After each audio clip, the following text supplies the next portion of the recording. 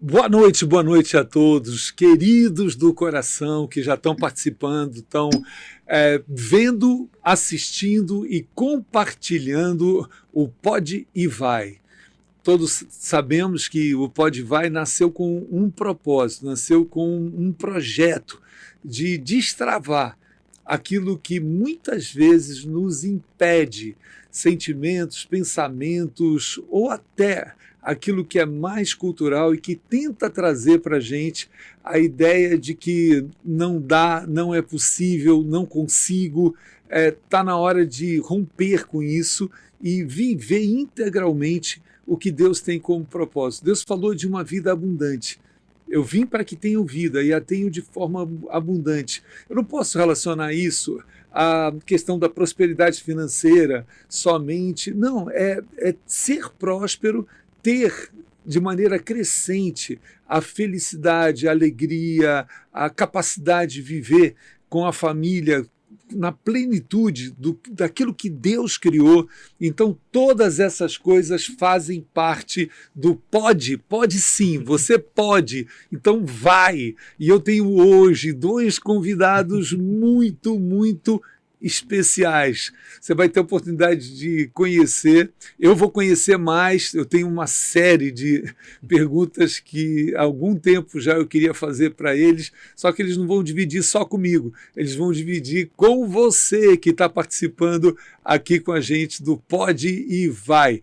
Eu me refiro a 2 feras na comunicação, feras em televisão, feras em tudo aquilo que você possa imaginar, né? Passa por eles roteiros, produção, tudo que você imaginar nessa área, esses caras são feras demais. Eu me refiro ao Felipe e ao Evandro, queridos do coração. Como é bom estar com vocês. Que honra, Bispo. Que isso.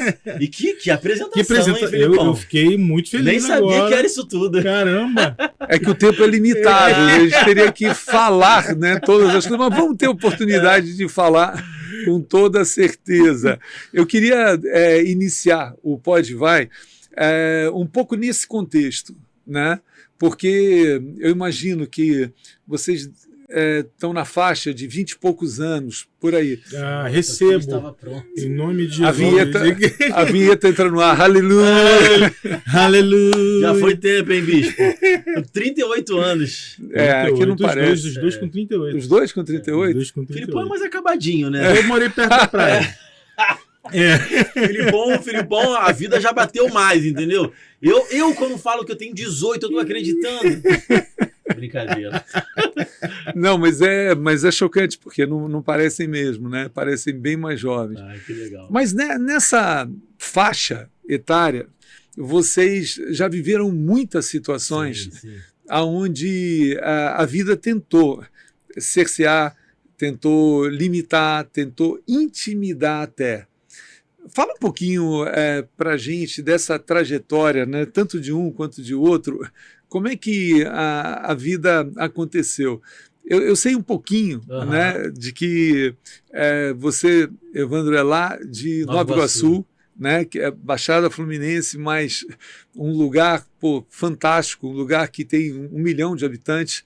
Né? Fala um pouquinho dessa trajetória, depois eu quero ouvir o Felipe para a gente descobrir segredos. Legal. Ô Bispo, eu vou falar que eu acho que da geração que eu cresci, da galera da minha rua, do meu bairro, eu sou a exceção, eu não sou a regra. Eu lembro, o senhor estava falando aí de Nova Iguaçu, eu lembro muito bem a minha casa. Eu morava numa casa que não tinha parede, não tinha muro no quintal, era mato para tudo que é lado e um caminhozinho para entrar na porta da minha casa. A casa era toda de tijolo. Dentro de casa, as paredes, elas tinham algumas paredes embolsadas, outras eram todas de tijolo também. O chão era de cimento. O banheiro era de cano, não tinha chuveiro, o chuveiro era um cano, né? Com uma realidade financeira muito complicada. A rua toda de lama, em frente não existia saneamento básico, tinha um valão aberto. Então ali tinha todo tipo de bicho que você imaginar. Visualmente, essa era a minha vida na minha infância e adolescência, né? Nova Iguaçu e o local onde eu nasci mudou muito. Hoje a rua é asfaltada, existe um saneamento básico ali, mais oportunidade que existia na minha época, mas eu costumo dizer que eu sou a exceção. E eu fico muito grato a Deus por isso, por ele ter me dado a oportunidade de ter sido a exceção, mas eu fico muito triste quando eu volto no mesmo bairro, no mesmo lugar, na mesma rua, conversando com as mesmas pessoas, em que estruturalmente o local até mudou, mas mentalmente não mudou muito. As pessoas estão na esquina fazendo a mesma coisa, sabe, bispo? Conversando as mesmas conversas, com o mesmo pensamento, achando que o mundo é a Washington Luiz, que é a rua onde eu morei. É mais ou menos o povo no deserto, que eles saem do Egito, mas o Egito não sai deles. Exato. Não é? E é uma pena, porque eu tenho certeza que a grande maioria ali teria potencial para construir muito mais do que eu construí, por exemplo.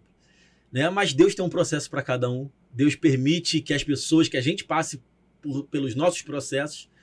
E aí também não vou ficar tentando entender o porquê. Mas que todo mundo teria potencial para construir coisas incríveis. Não que eles não tenham construído. Estou falando mais de coisas materiais. Você está entendendo, né? Muito. Aproveitando esse gancho, Evandro, eu me lembro daquilo que Davi, de repente, que se tornou rei, que se tornou...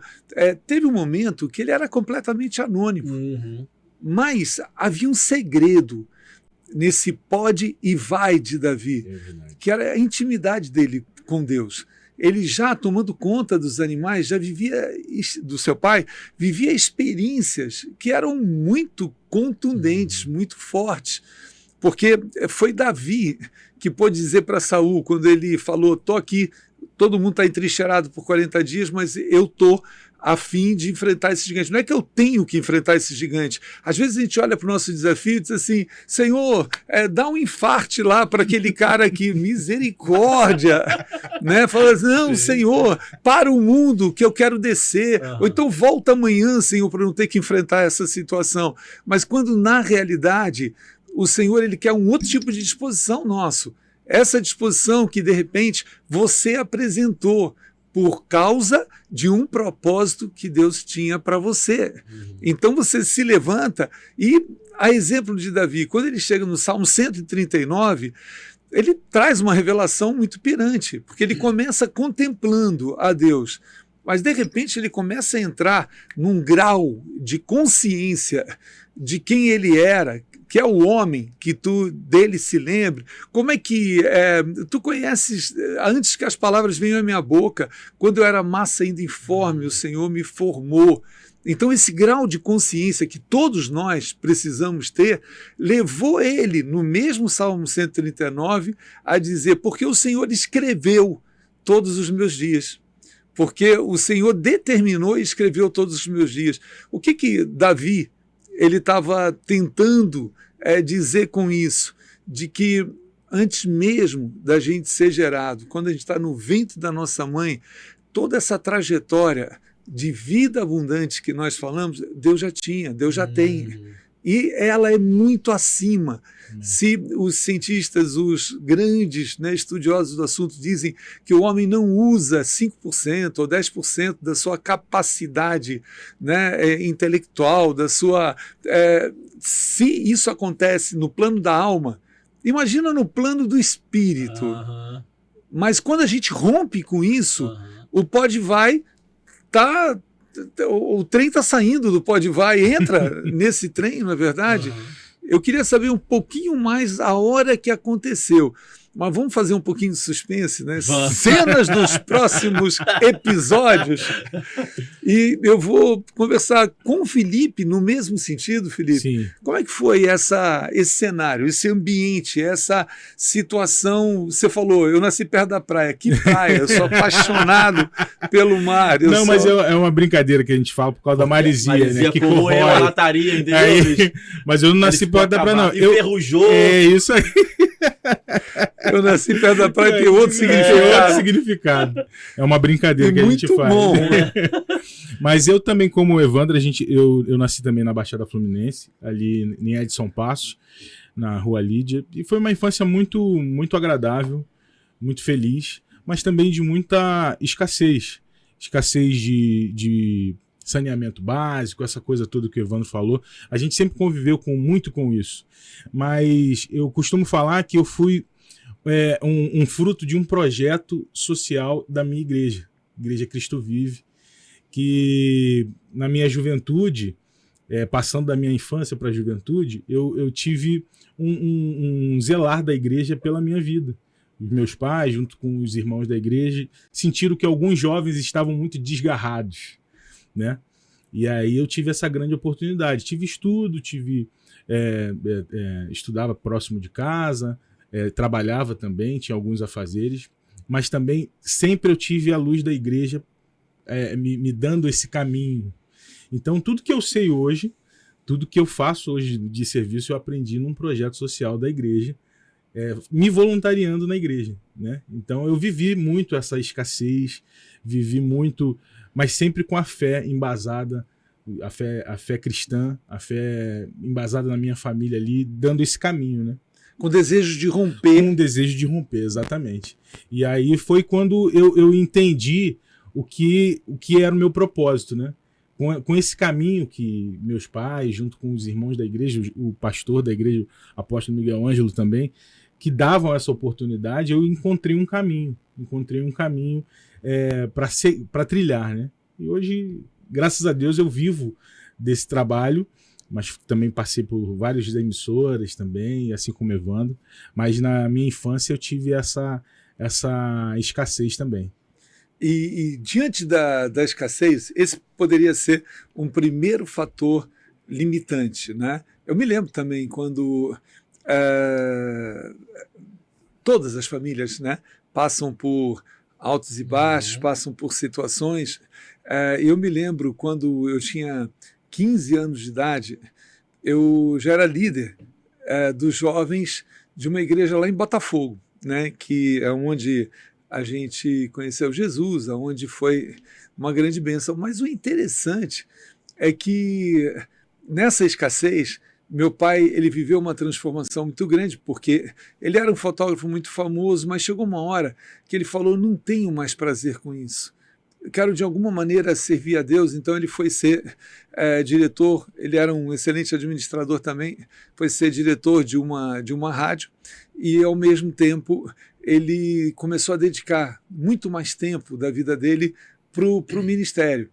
E a gente passando por essas situações de aperto também, eu me lembro que eu pedi para o meu pai, pai, me dá, num sábado, me dá com 15 anos, me dá um valor para eu poder pegar um ônibus para encontrar com a galera. E a resposta que eu vi dele foi, eu te dei ontem algum valor, eu não tenho hoje para te dar. Aquilo aí bateu forte, né? Passagem de ônibus, eu não sei hoje, né, quanto que custaria, mas menos de R$10. Ele falou, eu não tenho para te dar.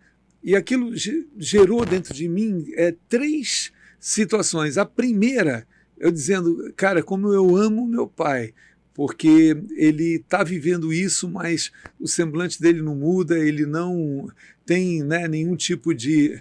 Ao mesmo tempo, eu vou me virar e vou a pé para encontrar eles, vou ver o que eu consigo fazer para não deixar, né, de estar junto com a galera naquela atividade, naquela função. E o terceiro é que nasceu dentro de mim, em nenhum momento, a revolta, a chateação, a decepção, nenhum fator limitante, mas nasceu dentro de mim um desejo. Foi o primeiro toque que Deus me deu para dizer, cara, eu preciso realizar.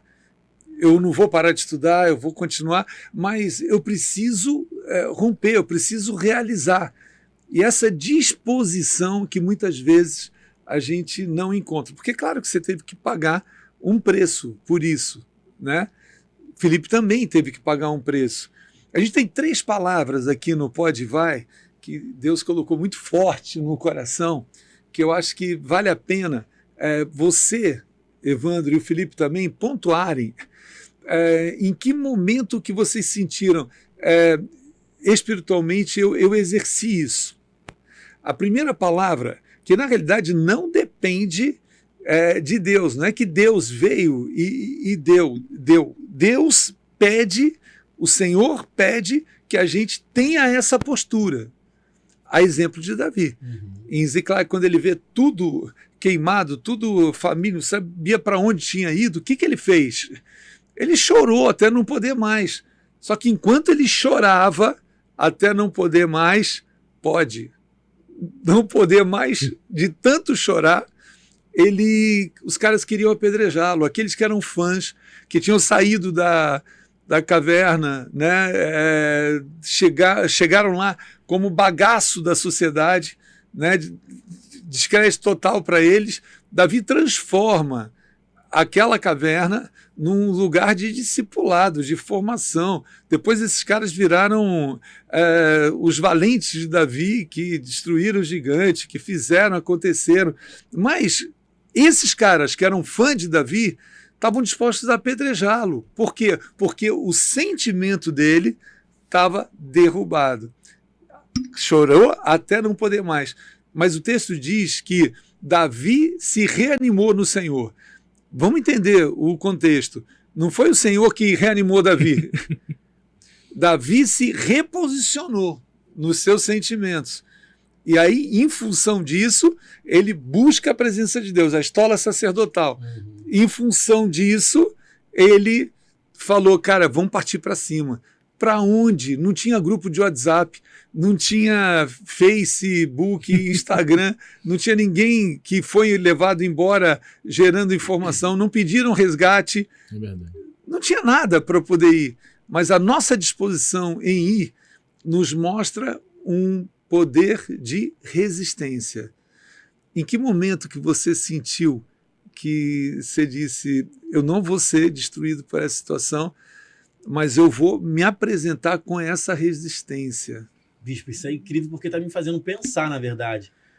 E eu não sei se teve um momento ou se toda a minha vida meio que me preparou para isso, para ter esse tipo de postura. Porque ao mesmo tempo que eu tinha essa vida de muita dificuldade, a minha vida ela era muito misturada. Porque, por exemplo, a minha mãe, eu morava com a minha mãe, que era separada do meu pai e casou com um rapaz, com um homem. O meu pai em si, ele tinha uma vida mais abastada. Meu pai é concursado público, ele não é rico nem nada, mas ele nunca passou dificuldade. Então eu tinha essa dificuldade imensa com a minha mãe, financeira, de comida, de roupa, de moradia. Ao mesmo tempo, o meu ex-padrasto, que ele não tá mais com a minha mãe, né? Ele era motorista, e ele foi motorista por um tempo, por exemplo, do Bebeto. Sabe o Bebeto, cantor? Sim, sim, sim. Não é o jogador não, o cantor. Sim, sim. Sabe quem é, bicho? Sei. Então eu já frequentei, por exemplo, o camarim do show da equipe que cantava no Chacrinha, esqueci o nome.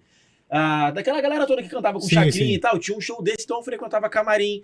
Eu já fui na casa do Bebeto, na Zona Sul, eu comi no Porcão, quando em casa não tinha comida. Nem sei se podia falar marca, mas acabou extremos, saindo. Né? Exatamente. E ao mesmo tempo, quando eu visitava meu pai é cearense. Então, eu saía dessa minha realidade ali na rua em Nova Iguaçu, eu ia para a própria Nova Iguaçu, que meu pai morava em Nova Iguaçu, e eu fazia uma viagem de carro com meu pai para Fortaleza. Então, a minha realidade era aquela, mas ao mesmo tempo eu conheci Salvador, conheci Trancoso, conheci Porto de Galinhas, conheci Natal. É meio maluquice, né? Assim, como é que eu vivo uma realidade financeira muito difícil e ao mesmo tempo eu tô no Porcão, eu tô num camarim de gente famosa, tô viajando de carro, mas essa não era a minha realidade. Mas eu acho que essa alternância criou em mim uma percepção de a minha vida não é a minha rua. Chocante essa frase. E eu tô falando de uma época que eu nem sabia que Deus existia. Essa época eu não sabia que existia Deus, Jesus, nem nada. Pra mim a vida era a vida, moleque, adolescente. Nunca tinha entrado numa igreja, sabe? Já tinha visto e tal, mas nunca tinha entrado. Então, essa disparidade de realidade minha, acho que despertou algo em mim de caramba, o mundo é grande. Eu consigo coisas. E na minha 4ª série, uma professora passou um trabalho de aula. Gente, nós vamos simular algumas profissões aqui. Eu queria que vocês pensassem no que vocês gostariam de fazer para vocês simularem aqui na sala de aula. E aí eu já sabia o que eu queria fazer, porque eu amava futebol. Gosto muito ainda, né? Para jogar futebol? Não, Jogar também, só que pra jogar eu sempre soube que era ruim. Você sabe como um parente só, sabe como é que o meu irmão, ele tratava desse assunto comigo? Ele, quando a gente jogava time contra, né, no Clube Monte Líbano e tal, ele virava para os caras do time dele e falava, aquele ali não precisa marcar não, que a natureza marca. Então eu era meio assim também, mas eu sempre fui fominha, sempre gostei de jogar. Mas nunca quis ser jogador profissional porque eu sabia que eu era ruim. Aí eu falei, eu quero ser jornalista e eu quero trabalhar com futebol. Aí preparei uma câmerazinha de papelão, um microfone de papelão. Eu não me lembro a qualidade, deve ter ficado uma porcaria, mas tudo bem. E aí, na hora do dia do trabalho na escola, eu simulei um link ao vivo. Então, pedi para o amigo segurar a câmera, peguei o microfone aqui e... Olá, Galvão Bueno, aqui quem fala é Evandro Jales, falo diretamente do Maracanã, em que vai jogar agora pela final da Copa Libertadores, Botafogo e Boca Juniors. Que chocante. Tem alguma coisa que eu não lembro também, entendeu? Que show. Eu me senti honrado com o Botafogo, não, porque deve ser Libertadores. Também. Eu sou botafoguense. Você é botafoguense? Olha aí. Eu descobri Não, você agora... é botafoguense? Sou. Agora, você também? Não, eu sou flamenguista. Eu preciso se libertar disso na vida dele. Mas eu brinquei agora, eu descobri mas na realidade, a gente não está vendo ninguém na nossa frente. Né? É verdade. Nesse momento, esse dia que o programa está no ar, ainda não estamos vendo ninguém na nossa frente. Só que amigo meu flamenguista já zoou total. Amigo meu flamenguista virou para mim e disse assim... Abud, comparando a história do Botafogo em primeiro lugar, é mais ou menos o seguinte, é igual uma vaca em cima do telhado de uma casa. Ninguém sabe como foi parar lá, mas que vai cair, vai cair. Eu falei, cara, tu acabou de perder um amigo. O roteiro dessa história vai ser diferente. Vai ser muito Mas você sabe diferente. que eu sou aquele flamenguista desnaturado, eu não tenho a ficção. Mas eu torci pelo Botafogo esses dias aí. Eu estive no estádio, né? Nesse jogo contra o Atlético Paranaense, eu fui. Que chocante. Torci pelo Botafogo. Não, mas a gente jogou pra caramba. Jogamos bem. Aí chegou o dia lá, eu simulei o link e dali eu falei assim, caramba, eu quero ser jornalista, quero trabalhar com esporte. E foi uma coisa que nunca saiu da minha cabeça. Então, naquela realidade de adolescente tendo que trabalhar, eu vendi cachorro quente, x tudo. Eu vendi gás lá em Mesquita, pedalando, gritando, ó o gás, sabe, Filipão? Eu capinei quintal da galera na rua em Nova Iguaçu. Com o objetivo de alcançar... Nessa época era só porque eu queria comprar uma roupa, não tinha dinheiro e eu tinha que ter grana. Mas quando... Tinha um sonho, mas não tinha essa perspectiva de alcançar. Mas quando chegou o ensino médio, a ficha caiu. Primeiro ano eu falei, caramba, a escola vai acabar, eu preciso estudar. Só que eu não... Era uma realidade complicada até mentalmente, sabe, Bispo? Eu estudava, eu passava direitinho, mas eu não tinha aquela coisa assim, vou fazer faculdade, então vou estudar pra caramba, vou competir com a galera pra UFRJ. No entanto que a minha vida acadêmica até então era super atrasada, porque enquanto a galera tinha oportunidade, glória a Deus por isso, de viajar, de estudar, fazer cursinho, eu estava trabalhando para poder ajudar a pagar a conta dentro de casa, por exemplo. Então eu saí um pouco atrás academicamente. Mas ali eu falei, cara, eu preciso estudar, prestei concurso, não consegui passar para uma faculdade pública, mas comecei tardiamente a faculdade, para o que uma galera começa, né? Então se você termina a escola com 18 anos, você pode começar com 18 ou com 19. Eu entrei na faculdade com 22 anos. E aí eu não consegui bolsa nem nada, tive que pagar, né, a faculdade do meu bolso, e aí foi, uma bênção, porque Deus honrou muito. Eu trabalhava nessa época dando aula de informática, eu dava aula de informática, era instrutor de informática, e porque lá atrás, em Nova Iguaçu, eu fiz um curso de informática, já pensando que eu tinha que trabalhar em algum momento, me destaquei na sala como melhor aluno, e aí eles tinham um plano de tipo assim, o melhor aluno vem fazer um estágio, se mandar bem é contratado. Então eu passei por esse estágio, fui contratado e depois virei coordenador desse curso. Até que eu saí e fiquei trabalhando em outros vários. Tudo que é curso no Rio de Janeiro eu trabalhei. Ou seja, foi uma vida permeada com essa resistência. Exato. Que a gente pode incluir no pacote dessa resistência a perseverança. Não, isso muita coisa. E o chocante é que quando a palavra de Deus nos fala de perseverança, não está falando no plano da alma. Está falando exatamente no plano do espírito. Ou seja, a alma não consegue, ela tem limite. Aquilo que a gente fala sobre inteligência até emocional e depois a inteligência espiritual. A perseverança, eu acho que está exatamente nesse tanque, nesse combustível da nossa vida. Felipe, e você? Resistência. Resistência. Então, diferente do Evandro, eu tive uma vida na igreja. Então, eu sempre tive esses ensinamentos de fé, de persistência, de você fazer o seu papel e entender que Deus vai te abençoar nos seus caminhos. Mas, falando aqui, eu me lembrei de um primo meu que ele gravava casamentos. E há muito tempo eu não lembrava disso. Henrique. E ele tinha uma câmera. E eu ficava aficionado por ele gravar aqueles negócios e tudo. E eu sempre tinha isso na mente. Quando eu entrei na adolescência e comecei a trabalhar, eu também comecei a trabalhar como padeiro, já fui atendente de padaria, aprendi a fazer pão. Depois também comecei a trabalhar como um ajudante de obras, assim, perto de casa, coisas informais. Mas como eu sempre tive próximo à igreja, e a igreja que eu fazia parte tinha projetos sociais, eu também fazia muita coisa na igreja. E quando houve a oportunidade de eu me aproximar da mídia da igreja, eu acho que aquilo ali saltou no meu coração. E aí eu vi que eu tinha que ter um caminho, né? Que idade você tinha? Eu já tinha uns 16 anos. E nessa caminhada, eu via essa dualidade de pensamentos de pessoas da minha idade, como o Evandro tem, tipo, a perspectiva dos jovens da época, era rua, baile, e os amigos que eu tinha próximo assim, que tinha influência próximo de mim, não tinha a mesma perspectiva que eu tinha. E quando o senhor fala sobre persistência, eu lembro disso, que eu falava assim, isso aqui não é minha vida, isso aqui não é minha realidade, a minha realidade é uma outra realidade e eu tenho que persistir nessa caminhada. E quando eu recebi a oportunidade de me aproximar da mídia, aprender computação, que já foi tardia até, mas eu comecei a aprender informática, essas coisas todas, eu vi ali uma oportunidade de eu trilhar um caminho profissional. E aí, nesse caminho profissional, eu me conectando à igreja, tinha alguns profissionais lá na igreja, tinha alguns profissionais que já trabalhavam no mercado de trabalho. E aí eu comecei a ser auxiliar de câmera, né?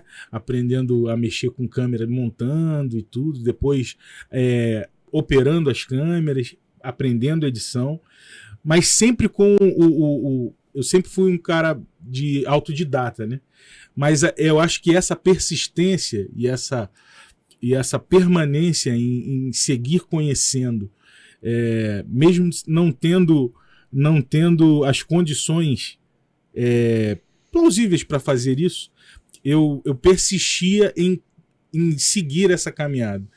De estar sempre na igreja, que eu tinha lá a oportunidade de ter o computador. Então, sempre quando eu tinha um momento vago, eu saía do colégio, minha mãe, você vai para onde? Eu vou para a igreja. Ah, então tá bom, tá abençoado, então vai lá. E quando eu falo de ir para a igreja, porque a gente, na Baixada, aqui no Rio, a gente está no Rio de Janeiro, né? Eu morava na Baixada e a igreja ficava em Jacarepaguá, na Praça Seca. Então eu pegava um ônibus Na época, a Praça Seca era tipo... Era alto padrão. Alto padrão.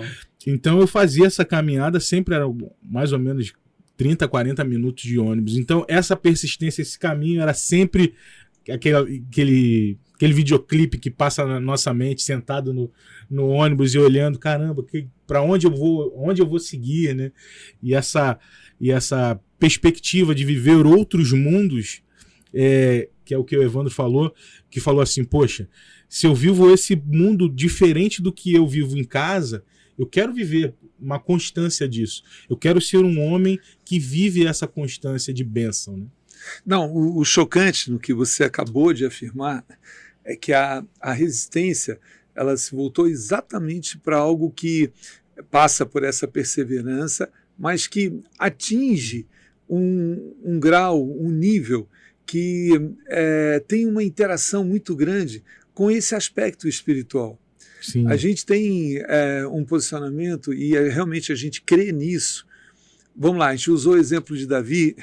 Davi, ele adquiriu essa personalidade, esse caráter de guerreiro. Tanto é que quando ele chega na frente do gigante, vê 40 dias os caras entrincheirados, no texto que nós falamos, né, contra Golias, Davi ele fica inconformado. Quem é esse incircunciso para afrontar o exército do Deus vivo? Só que aquilo que ele já tinha vivido como experiência, e foi isso que ele traduziu para Saul, não se preocupa não. Vai acontecer com esse cara o que aconteceu com o leão e urso que tentou levar o animal do meu pai. E eu sempre brinco a respeito, eu falando, você acha que Davi destruiu o leão e urso falando o quê? Leãozinho, não. O animalzinho do meu pai, não. Eu vou te dar aqui algumas bananas, alguma coisa para te substituir. Não foi assim. Foi na garra. Mas a palavra diz que o reino de Deus é conquistado à força. Sim. Que reino? É o trabalho da igreja, é tudo. Inclusive a nossa vida. Sim, exato. A nossa vida, o propósito que Deus tem, porque o tempo todo o inimigo vai tentar cercear, impedir, atrapalhar o inimigo de Deus. Mas no Senhor a gente, de fato, pode vencer ou ter as vitórias que Davi teve. O chocante nessa primeira parte de vocês, em especial nessa situação, é que você estava na igreja. Eu sempre digo que aquilo que nós nem imaginamos que temos, mas a gente começa a desenvolver por causa do reino de Deus, por causa do Senhor, aquilo que a gente começa a fazer, Deus vai nos dando, o Senhor vai nos dando talentos, Amém. habilidades, Eu creio nisso. vai nos dando uma inteligência naquilo que a gente nunca imaginou que poderia exato. ter. Só que o Senhor, ele não é exclusivista. Ele traz isso para a gente. Ele diz, bem, você está usando aqui para o meu reino, mas está com você. Você vai usar na tua vida profissional, você vai usar... Cara, tem histórias assim chocantes. Uma super advogada tributarista que conviveu com a gente, Ana Amélia, lá em São Paulo, uma super fera, ela chegou na igreja, começou a conhecer, né, todo o trabalho nosso, social, o trabalho que a gente fazia do Sou Careta, de ir para as ruas. A gente construiu um centro de recuperação vendendo camiseta com o logo Sou Careta, Drogas Bar. Exatamente. E foi aí, muito sucesso, né, bicho? Nessa situação, um dia eu falei, nós vamos sair às ruas e fazer o caretaço. Isso, né? Sim, sim. Ela falou, não sei o que é caretaço, mas eu posso ir com vocês? Eu falei, claro que pode. Super advogada, né? Vestida como executiva, como advogada e tal, e de um escritório super renomado. Olha só. Mas olha o que acontece. Quando ela chegou e descobriu o que era o caretaço, que era oferecer as camisetas no sinal de trânsito, dentro de um posto de gasolina, abordar as pessoas, ela falou, cara, eu não sei fazer isso. Eu não consigo fazer isso. Eu tenho trava. Ela conta essa história de uma forma muito linda. E ela disse que, mesmo assim, ela falou, eu vou com eles. Ela ficou do lado, né, de um de nós a maior parte do tempo. Na vez seguinte, ela já estava caminhando sozinha, estava... Conclusão, quando ela um dia conta o testemunho na igreja, ela diz que, por causa disso, ela aprendeu a empreender. Aprendeu a furar esses bloqueios de que não, meu conhecimento é técnico. Não, todo filho de Deus tem essa capacidade de empreender, de conquistar espaço. Sabe o que aconteceu com ela? Ela saiu desse grande escritório, montou o seu próprio escritório. O escritório cresceu absurdamente ao ponto dela ter uma filial desse escritório na Itália, em Milão. Caramba. Meu Deus do céu. Tal foi a explosão. E ela disse, tudo isso aconteceu porque eu um dia falei, deixa eu ver como é que é fazer isso, até o que eu não sei fazer para o nosso Deus.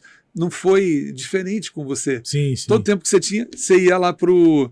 Então isso pode e vai. Eu costumo falar, bispo, que o Evandro fala muito isso, brincando que eu sou mais da fé, né? Ele brinca muito com isso no nosso programa.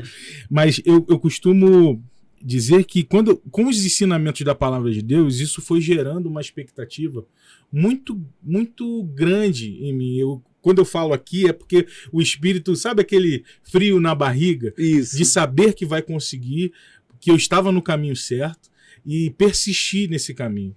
E fazendo um paralelo com a vida adulta, né?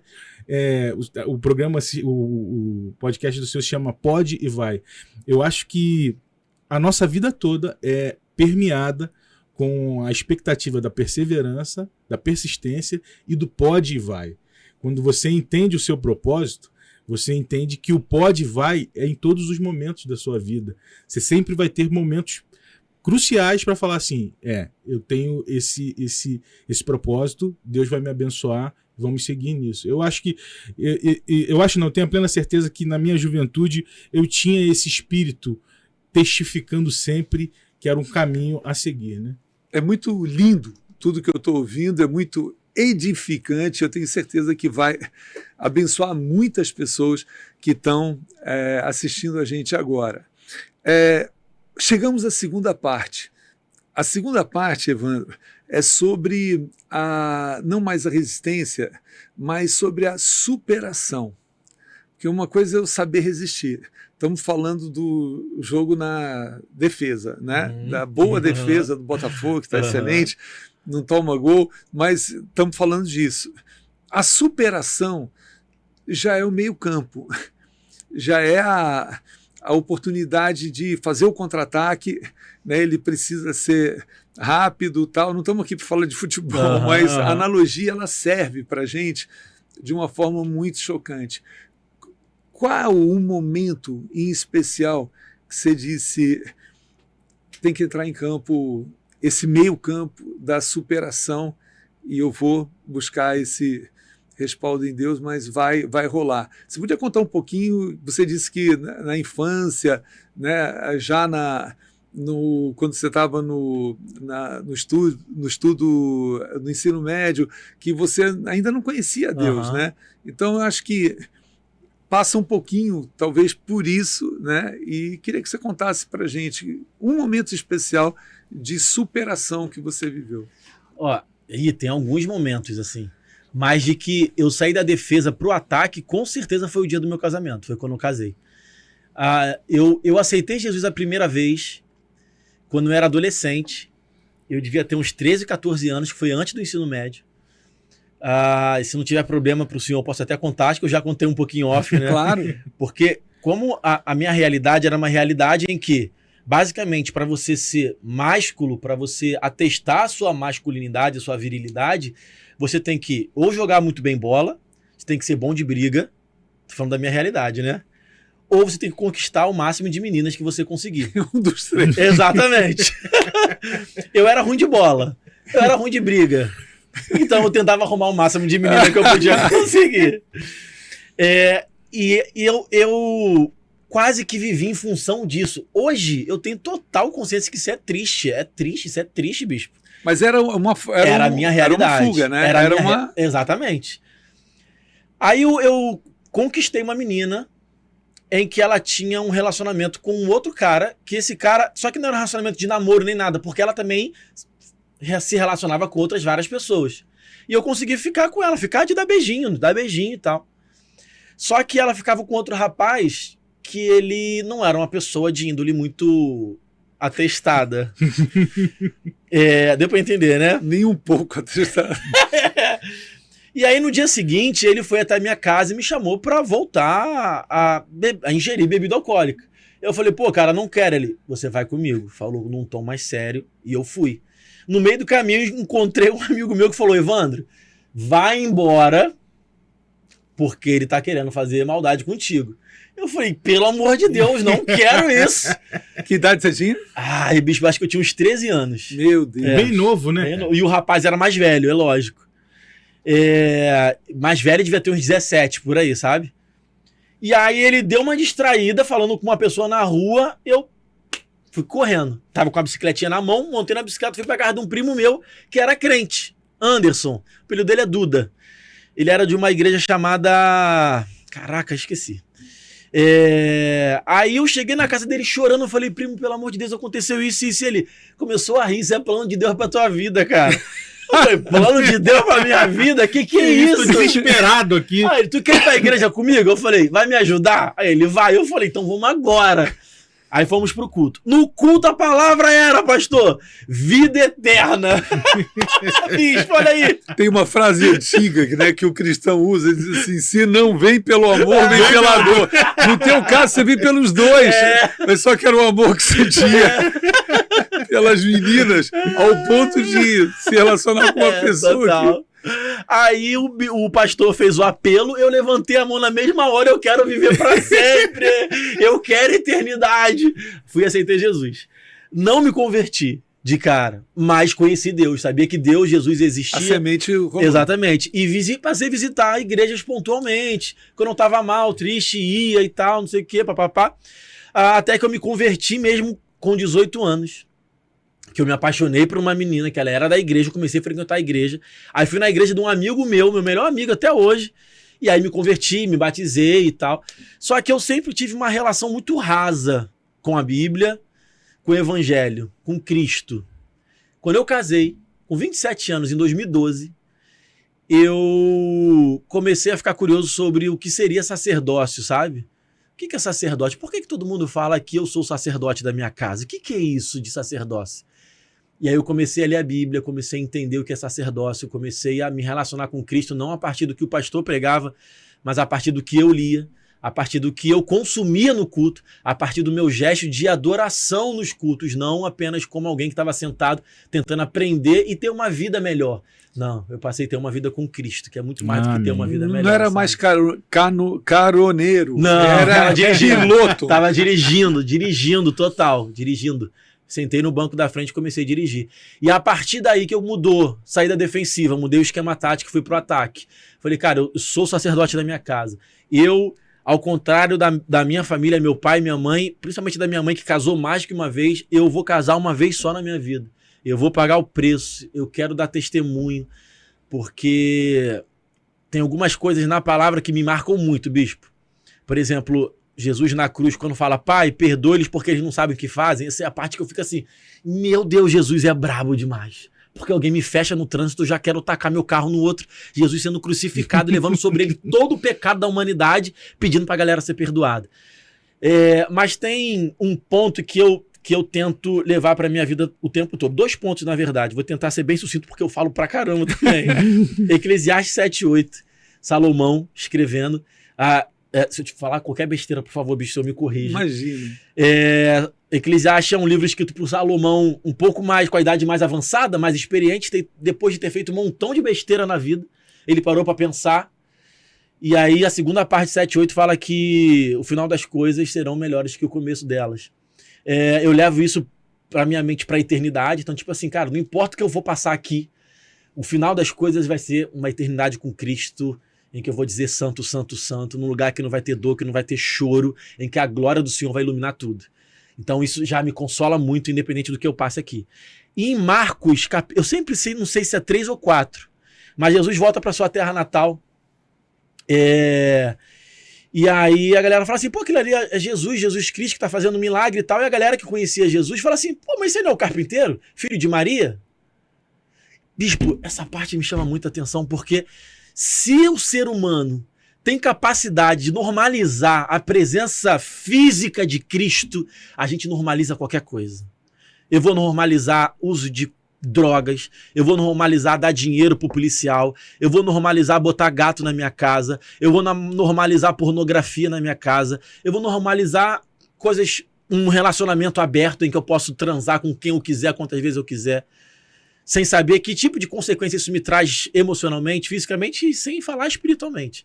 Então, essa passagem meio que me ensina assim, Evandro, quando você tiver com 85 anos, quando você partir para a glória, você nunca pode normalizar o que é mais especial na história da humanidade, que é Cristo. E Cristo na minha vida é a coisa mais importante de tudo. Então, depois que eu casei, eu comecei a ter essa percepção, sabe? Cara, como é lindo ouvir isso, como é chocante, chapante, né? Todos os antes que o Bispo Abud usa, mas é muito lindo mesmo ouvir isso. E é interessante que é exemplo do que o Felipe relatou, que foi na sua trajetória de vida para poder conhecer um outro ambiente, que é o ambiente da mídia e de todas essas coisas, porque para o nosso querido espectador, não são só dois profissionais, são duas feras, são duas pessoas que dominam conceito, dominam técnica, dominam. Eu sou fã de vocês. Ah, e aí, nós somos fãs do senhor. Mas é verdade, nesse aspecto, a grande virada, a superação aconteceu a partir de um ponto espiritual. Uhum. A superação não foi, eu estou aqui, mas eu preciso ganhar o triplo, vou correr atrás para...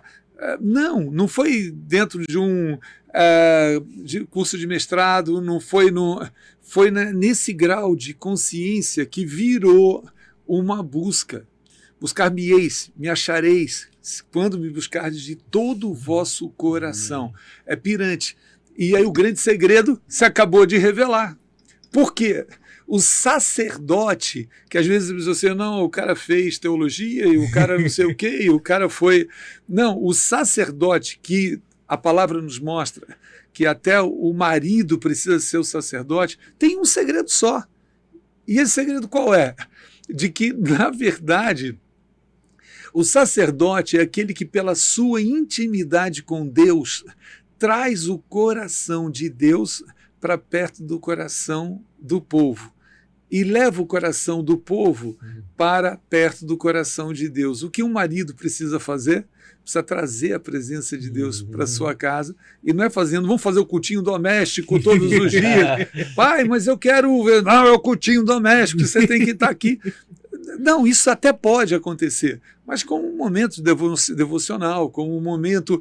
Mas esse segredo de viver essa intimidade, ela é absolutamente... pirante, e eu louvo a Deus por isso, louvo a Deus por essa colocação. Amém. E a superação? Eu, como tinha falado, né, eu sempre vivi num ambiente cristão, mas assim, a superação que eu vou dar como um ponto de transição, vamos dizer assim, foi quando eu comecei a ser remunerado com relação ao meu serviço. Até então eu era voluntário na igreja e aprendia junto com o voluntariado, né? E ficava muito feliz com isso, tendo essa oportunidade. E quando veio esse momento da superação, também veio um momento de decisão da escolha, porque o local onde eu ia trabalhar não ia me possibilitar estar tão ativo na igreja. E isso me deixava um pouco preocupado com a situação, né? E esse momento da superação e dessa transição, eu acho que foi essa superação de entender quem eu sou em Cristo e que o conhecimento que eu adquiri naquele momento todo ia ser um alicerce e um patamar para me seguir no caminho de Cristo. E que eu tinha que alçar novos voos para, assim como eu fui ajudado, ajudar outras pessoas. Então eu acho que o momento dessa superação eu vou taxar como isso, como um momento de caminho profissional. Mas é como eu falei, todos os dias é uma superação. A escolha de estar no caminho, de querer fazer o certo, negando a própria carne. Eu, jovem, tinha vários outros convites que aliciavam os olhos da juventude, que é o mundo, né, que é as coisas vãs, e sempre escolher o caminho certo foi o que me permeou. E eu acho que essa transição foi essa superação. É muito, mais uma vez, muito profundo, porque, na verdade, Levíticos 26 fala, enquanto estiver comendo do velho, lançareis fora o velho para receber o novo. E a gente, na nossa vida, a gente não tem esse entendimento. Eu sempre falo, né, quando a gente está no altar, de que não lança fora o teu velhinho, não. Mantém teu velhinho. Estou legislando em causa própria, por causa do cabelo branco.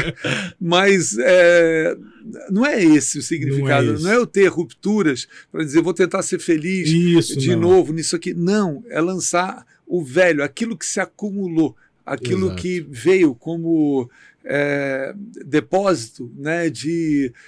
Paulo, quando fala aos Coríntios, ele diz, não tem limite em nós. Vocês estão limitados próprio afeto de vocês, em Sim, Coríntios exato. 6.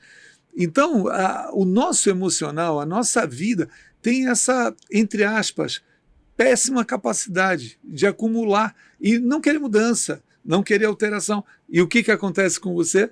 Uma ruptura. Não Sim. era mais uma nova página, não era mais um novo capítulo, era um novo livro, um novo ciclo É verdade. que precisava. E esse ciclo não quebrava aliança com aquilo que ele reconhecia que deu origem, mas com o temor que você revelou, verdade.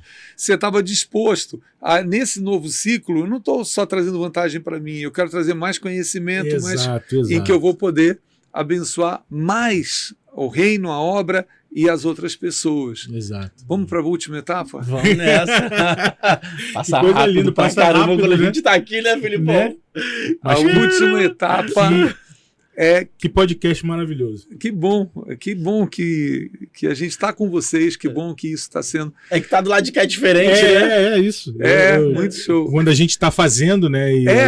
Eu não me lembro se a gente comentou isso, mas eles têm um podcast, falar para você, eles têm um podcast que é maravilhoso, que é chocante, que entrevista as pessoas cristãs. A própria Giovana, minha filha, que é atriz, foi entrevistada por eles, teve essa conversa senhor com eles. também? Eu também tive. E quando o Evandro falou, eu falo pra caramba, eu falei... Eu ganhei. Mas o que a gente tem neles, então é algo que nos bastidores, algo que é muito forte, muito consistente, mas também essa capacidade de usar isso imediatamente para o reino de Deus nesse podcast. Eu queria que vocês falassem do podcast para que todo mundo pudesse também se aproximar, fazer inscrição. É isso. Aliás, se você está assistindo, pode ir, vai, cara, isso aí. para de adiar a inscrição. Não faz isso. Põe o dedinho lá e faz a inscrição. Sabe o que a gente fala no Miló? Não sei se eu posso fazer essa brincadeira aqui, né? Eu acho que é muito Se forte. não se inscrever, tá dando brecha pro inimigo. O inimigo vai trabalhar na tua vida. Ratifiquei. Ratifiquei. Muito bom.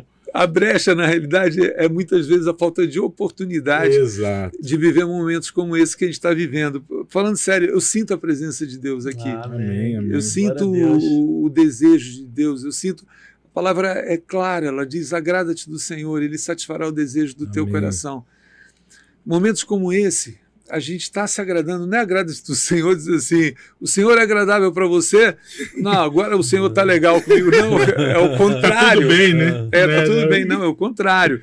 Então nós vamos para a última etapa, daí depois vocês vão dar o endereço do podcast e também vamos entrar em contato com vocês. Pergunta: quando a gente sai da defesa, passa para o meio-campo e chega no ataque. Ataque tem que ter gol. É crescimento. Acho linda a palavra de Deus quando ela define, né, a multiforma do Senhor. A altura, a largura, o comprimento e a profundidade. E eu tenho o hábito de dizer que um dia o Senhor me trouxe uma consciência que não é tese teológica, mas é uma compreensão de que a profundidade é a palavra de Deus. E eu não posso acrescentar um tio ou uma vírgula. A palavra de Deus precisa ser a minha base. Não muda nada, não altera nada. Não busca com interpretações ou motivações diferentes adulterar essa palavra, mas olha para ela da maneira que ela tem que... Mas não a letra que mata, mas o espírito que vivifica, como a palavra mesmo se define. Bem, eu tenho, para mim, o cumprimento na multiforma do Senhor, da forma com que a gente pode compreender, eu enxergo que esse cumprimento é o desejo de que é o id. É o evangelho que o Senhor fala, cara, não é para ficar em quatro paredes, não é para você dizer, estou satisfeito, não, é o id mesmo, né? Jesus, ele deixou em Marcos 16, deixou em Atos capítulo 1, recebereis poder, mas não vai receber poder para você sentir o gozo do Senhor, glória a Deus, sentir o gozo, levanta e vai. É isso. Levar até Jerusalém, até os confins da terra, como está em Atos, no capítulo 1. Nesse grau de consciência, a gente entende que a largura é o alargar as estacas, que Isaías fala, da nossa tenda. Deus não nos quer na mesma... Então, o crescimento, né, e a altura, Jesus ele fala, errais por não conhecer nem as Escrituras, nem o poder de Deus. As alturas é quando a gente não se abre para conhecer o poder de Deus dessa maneira. Então, eu diria o seguinte, de que há um momento onde a minha forma de viver, o meu modelo de vida, ele precisa agir para o crescimento, não aceitar, né, aquele mesmo status quo, mas desejar o crescimento, meu crescimento como você desejou, da presença de Deus na minha vida, de ser um sacerdote, ou seja, crescimento em tudo, não é isso? Total. Isso. Conta para mim, aonde que chegou no ataque e começou a fazer gol. Coisa linda. Bispo, ó, eu vou tentar construir uma linha de raciocínio para ver se eu sou muito claro no que eu vou falar.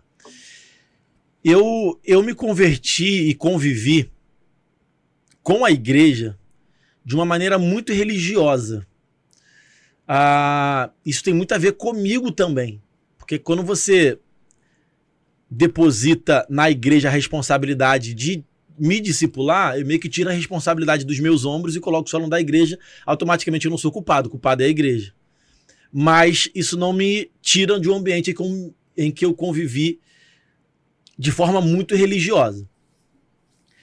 Eu sempre percebi, lendo as escrituras, sobre que a gente deve falar do amor de Cristo, falar sobre a eternidade e contratar o máximo de pessoas que a gente conseguir para levar para a eternidade com a gente. Então, nesse contexto, de religiosidade, me ensinaram coisas que, cara, não tô criticando, tá? Só tô constatando o que aconteceu comigo, de verdade. Então, por exemplo, Evandro, você não pode ouvir música que não seja da igreja. Amém, glória a Deus por isso. Evandro, você não pode jogar bola, você não pode andar sem camisa na rua. Amém, glória a Deus por isso. Evandro, você não pode tal coisa, você não pode tal coisa, você não pode tal coisa. Exatamente. Só que, e com esse discurso, o que todo mundo falava? As pessoas estão levando o mundo para a igreja. Então é isso aqui que eu quero destrinchar. Porque dentro dessa religiosidade que eu ouvi essa frase. Só que hoje eu percebendo, o que a gente mais faz é levar o mundo para a igreja o tempo todo e quase ninguém percebe. Como que eu, Evandro, enxergo que o mundo é regido hoje? O mundo hoje é regido por uma palavra chamada individualidade ou egoísmo. Se eu tô bem, não importa que o mundo tá explodindo. Se eu tô ganhando bem, não importa que tá todo mundo ganhando pouco. Se eu moro de frente para a praia, não importa que tem gente que não tá bebendo água. Se eu tenho comida, não importa que tem gente que não tem um grão de arroz para comer. E isso vai para outros aspectos também, sabe? Se eu fui promovido, não importa que ninguém foi. Se eu tô casado, não importa que ninguém é. Se eu tô 10 anos casado, tô nem aí para quem se separou. O senhor entende? Então a gente vive num mundo extremamente individualista. E eu, particularmente, o senhor pode discordar, quem tiver assim, a gente pode total discordar. Eu acho que a gente vive um momento em que a igreja precisa deixar de ser egoísta e individualista. Porque quando a gente vai para a igreja, eu quero um emprego melhor, eu quero uma esposa, eu quero trocar de carro, eu quero uma outra casa, eu quero uma outra roupa, mas eu não quero servir o próximo. Eu não quero enxergar o próximo. Eu não quero gastar tempo trocando uma ideia com o próximo. Então, bispo, hoje, o que eu faço da minha vida? Junto com o Filipão, eu criei o Miló para contar histórias, para mostrar que pode. Quando eu encontro alguém na rua, quando eu não tenho dinheiro para dar, eu troco ideia. Onde tu mora, mano? O que tá acontecendo, né? Quando eu conheço alguém que tá passando por dificuldade, eu oferto na vida daquela pessoa. Sabe? O senhor tá entendendo? Então, dessa forma, eu acho que eu não tô levando o mundo para a igreja. Que eu tô tentando fazer alguma coisa que Cristo me ensinou. Que ele, sendo Deus, se esvaziou para se tornar homem. Para morrer na cruz. A tua postura daquilo que representa crescimento, expansão, o nome que a gente queira dar, que é essa terceira etapa, né, do pode e vai, passa também por aquilo que é a tua constituição espiritual. Para com o outro. Sim, mas a tua constituição espiritual te revela, te mostra, porque o que você falou é muito sério e muito importante. Nós estávamos conversando um pouco antes, nós estávamos dizendo, Jesus ele foi paciente com o cara da Lava Jato da época, né? Hoje houve salvação aqui num lugar onde os caras estavam criticando ele porque entrou na casa do cara para comer com ele. E ainda disse, não é que ele foi convidado por Zaqueu, ele falou para Zaqueu, hoje eu vou lá na tua casa. Jesus era paciente com a mulher adúltera, que queriam apedrejá-la.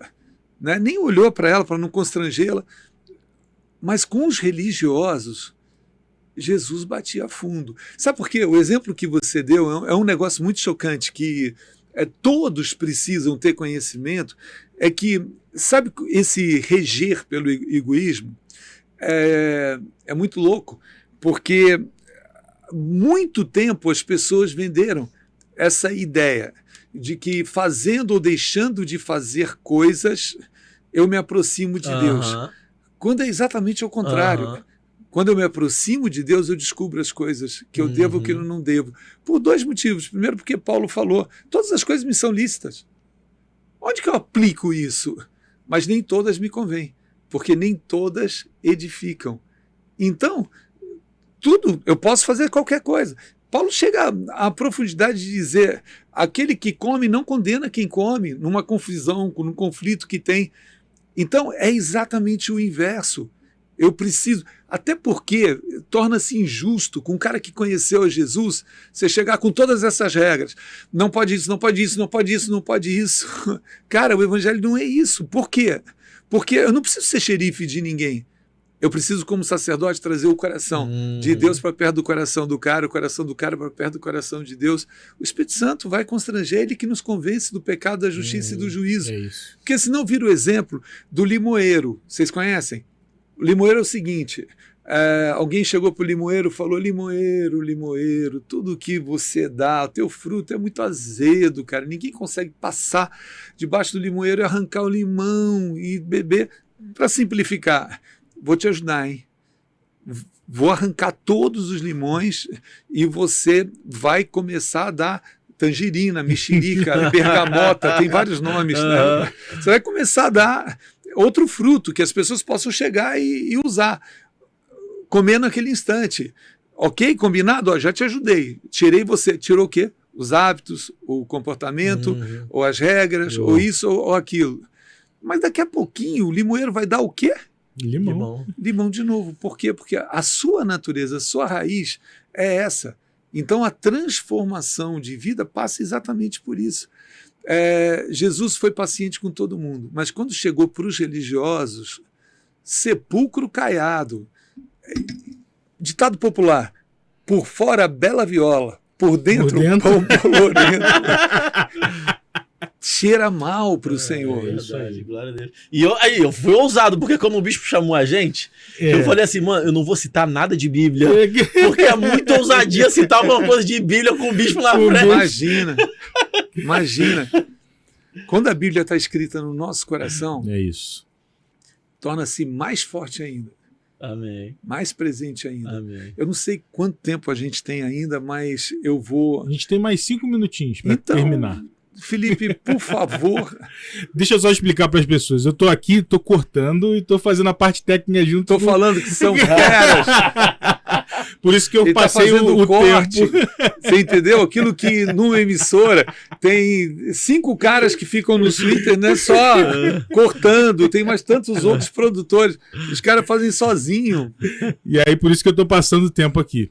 Mas falando sobre esse momento da chegada do fazer o gol, eu vou comungar do que o Evandro falou também, porque muito do que é fazer o gol, o Miló Podcast foi esse fazer o gol. Eu encaro e tenho isso no meu espírito, porque isso nasceu no coração do meu irmão, que me chamou para isso, porque antes eu era totalmente técnico, não era de frente das câmeras, aprendi a fazer isso com esse cara aqui que tem todo o know-how para isso. Mas o fazer o gol é justamente levar a palavra e conhecer pessoas e histórias, assim como a gente conheceu a do senhor, a da sua filha, conhecendo quem é Cristo na vida dessas pessoas. E levando essa informação para outras que querem viver uma vida diferente. Fazer o gol não é só ter resultados palpáveis, mas sim da certeza, da transformação e da regeneração da sua natureza, né? Porque se a gente for ambientar a nossa realidade de fazer o gol, de estar, de ter o ponto de chegada, ser só o financeiro, só o sucesso profissional, é também, mas não é só isso. Porque se só tiver isso e não tiver a regeneração da pessoa, de nada vai valer. Então, eu sempre converso que o Miló Podcast ele nasceu no coração do Senhor e veio para o coração do Evandro, que testificou na minha vida, na vida das nossas esposas, antes de acontecer, ele testificou na nossa família, e a gente vive pelo propósito. E aí isso sim é fazer o gol constantemente, né? É o que dá significado. Né? Exato. Eu queria completar isso que vocês estão falando de uma forma muito, muito precisa. Eu enxergo o Davi, que nós citamos várias vezes, como cara que, na presença de Deus, ele viveu a graça no tempo da lei. Forte. Como que isso aconteceu? Diz que quando ele foi ungido, porque Deus já tinha escolhido um homem segundo o coração dele, o Espírito Santo, Samuel unge ele, o Espírito Santo toma a vida dele e nunca mais se aparta. É muito forte, né? Um dos primeiros que tem um espírito, né, habitando nele, né? Totalmente. Todos os princípios espirituais ele vive e ele se comporta, ele reage, não de maneira religiosa, mas quando todo mundo induz ele, fala, cara, mata Saul, ele está com desinteria lá dentro, em outras palavras, ele e ele tá nu, está aqui a roupa dele, a túnica dele está vulnerável, né? Mata, legítima defesa. Ele falou, cara, como é que eu poderia tocar no ungido de Deus? Ou seja, aquilo que a gente fala sobre inteligência espiritual é isso. Era isso, com certeza. Com certeza. Consegui refletir, mas não foi só nessa, foram em muitas outras. Mas só como exemplo, né? Sim, sim. Deus nos dá acesso e oportunidade. O véu foi rasgado no Santo do Santo. O Senhor fala para a gente entrar com intrepidez no Santo do Santo. Ele disse que nós seríamos revestidos de poder, que nós iríamos ser testemunha até os confins da terra. Deus está nos dando oportunidade. Você falou em vida eterna. Deus está nos dando oportunidade de viver a vida eterna ainda aqui na terra. Amém. Ou seja, está inaugurado o reino de Deus. Não é que ele vai vir. O reino de Deus ele já veio. Aleluia. Eu preciso habitar nesse reino, viver esse segredo e ter isso no meu espírito, ter isso no meu coração, e poder levar isso para as outras pessoas. Como Davi viveu a graça ainda no tempo da lei. Nós podemos viver a eternidade ainda enquanto vivos. Amém. Que poderoso. É Deus, né? Chocante. Chocante. Eu tenho uma palavra rapidinha para você que está acompanhando, tenho certeza que de alguma maneira Deus tocou, Deus falou o teu coração. Compartilha com todo mundo, mas o compartilhar é pura consequência, puro resultado.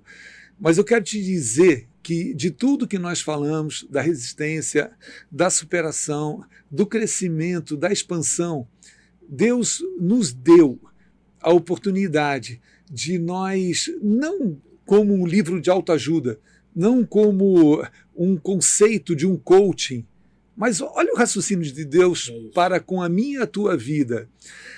Tem 3 degraus, que eu aprendi isso muito cedo, na minha adolescência ainda, e isso norteou esses anos todos. Eu creio, eu quero e eu posso. Bispo, isso é autoajuda, isso é coaching. Não, não é. Eu creio porque tudo é possível ao que crê. Eu quero porque ele que realiza, o querer e o realizar. Tanto o Evandro quanto o Felipe falaram de querer que surgiu no coração deles, que com toda certeza é o Espírito Santo que opera. Eu preciso só seguir em frente. Mas não basta só crer e querer. Eu tenho que ter consciência que eu posso. Eu posso tudo. Porque Paulo falou, tudo posso naquele que me fortalece. Eu me despeço de você dizendo que Deus te abençoe, Amém. rica e abundantemente. Eu, Bispo Abud, você pode me encontrar nas redes sociais, Instagram, Antônio Abud. Você me encontra também na Renascer Vila Isabel, na Renascer lá da Zona Sul de Botafogo, em Vila Isabel. Vamos falar de domingo só? Vila Isabel, 10 horas da manhã, eu estou esperando você na Boulevard 28 de Setembro 258. E à noite nós estamos 18 horas lá na São Clemente 174. Vamos papear mais? Vamos conversar mais? Quero me despedir de você, Felipe. Obrigado. O senhor gostou? Obrigado muito. Nossa, Glória a Deus. Muito obrigado, querido tá, Felipe, obrigado vocês. O carinho que a gente tem pelo senhor é imenso. A recíproca é mais que verdadeira. Esse pouco tempo que a gente se conhece, já se conectou tão fortemente no verdade. propósito, na amizade. A gente tem um carinho muito grande pelo senhor. E pelos projetos que a gente aqui está fazendo, Muito Pode show. Vai, e também o projeto da Bispa também, e outros projetos que a gente está fazendo junto. Saúde da alma, muito show. E muitos outros Muitos virão. outros Outros virão. E Deus está nesse negócio. Muito, Deus muito, está tá? muito Com nesse certeza, com certeza. E eu vou deixar, por causa de toda essa unção que foi derramada, você pode mandar mensagem pelo WhatsApp 21995391560. Valeu demais! Nós estaremos juntos daqui 15 dias, na semana que vem, Bispa Rosana que vai estar com vocês no Saúde da Alma. Quarta-feira, às 8 da noite, 20 horas. Te esperamos. Vamos fazer diferente aqui nessa câmera? Pode, vai? 1, Na 2, geral. 3 e... Pode e vai!